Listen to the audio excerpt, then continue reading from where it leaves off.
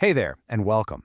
Today, we're going on a pretty amazing journey. Not across the globe, but deep inside the machine that's probably sitting right in front of you. We're going to follow a single command from your fingertip all the way through the system to see what really happens inside your computer. I mean, think about it. It seems so simple, right? You press the W key and a W just appears on your screen. But that one simple action kicks off this lightning-fast, unbelievably complex chain of events. So what exactly is that chain? Where does your command actually go? Well, that single key press sends a signal on an adventure, a journey through a hidden world of physical components. It's this whole ecosystem of hardware that has to work together in perfect harmony just to make that one little letter show up.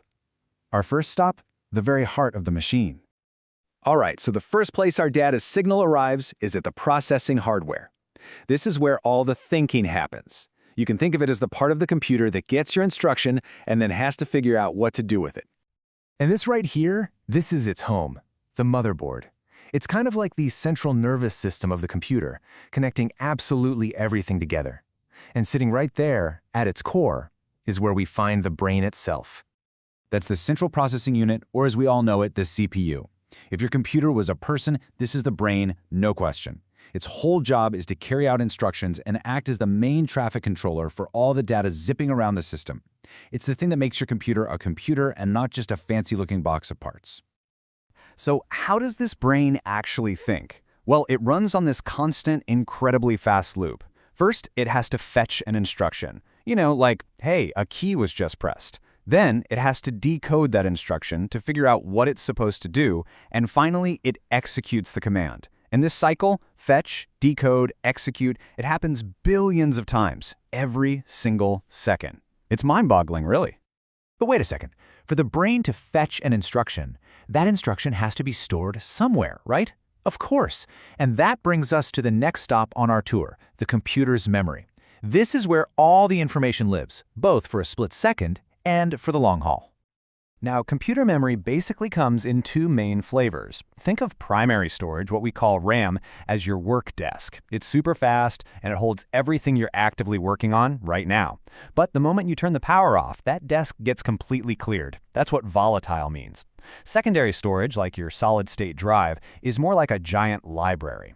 It's where you store everything long-term. It's a little slower to get things from the library, but your files stay safe and sound even when the power is off. This pyramid is a fantastic way to see the trade-offs. Way up at the tiny top, you have the fastest memory possible, the CPU's own little storage spots. But it's super expensive and you don't get much of it. As you move down the pyramid, the storage gets way bigger and way cheaper, but it also gets slower. Your computer is constantly, brilliantly juggling data between all these levels, always trying to keep what you need right now on those fastest shelves to keep things moving quickly for you. Okay, so we've got a brain and we've got memory. But how did our key press get into the system in the first place? And for that matter, how do we even see the letter W on the screen? For that, the computer needs senses, its input and output hardware. You see, it's a two-way street. Input devices, like your keyboard, your mouse, your microphone, that's how we talk to the computer. It's how we feed it data and tell it what to do. Then you have the output devices, your monitor, speakers, a printer. That's how the computer talks back to us, showing us what it's done. And of course, you've got cool devices like touchscreens that do both at the same time. At the end of the day, these devices are the absolutely essential bridge between our physical world and that amazing digital world locked inside the machine.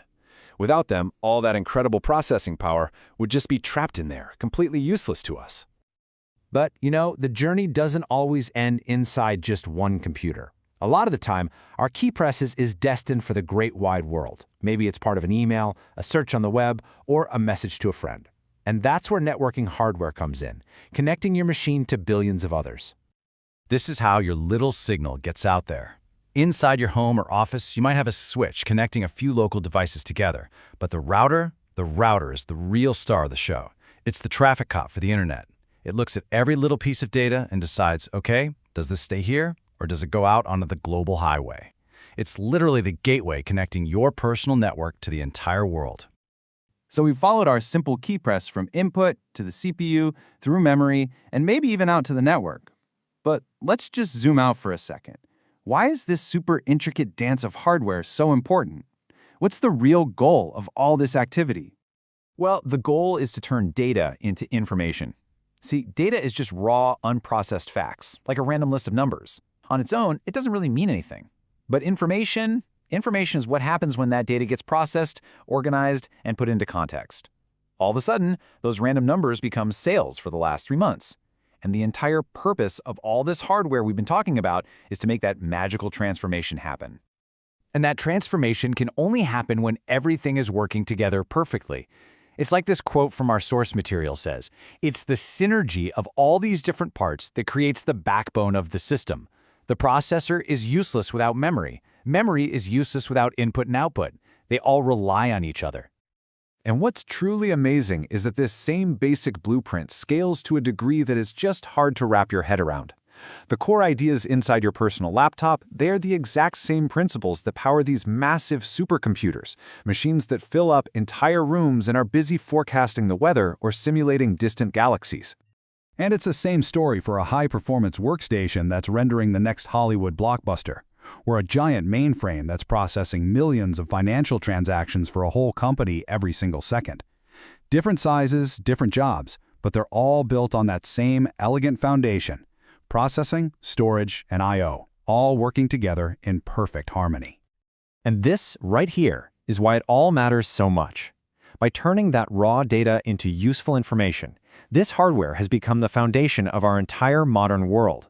It powers the global communication that connects us all, the e-learning platforms that help us learn, the electronic health records that improve our medical care, and, of course, the e-commerce that drives our economies.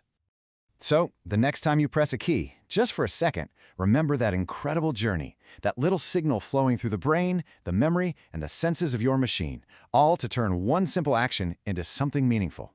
This whole process happens billions of times every second, right there at your fingertips. And it leaves us with just one question, really. How are you going to use that power?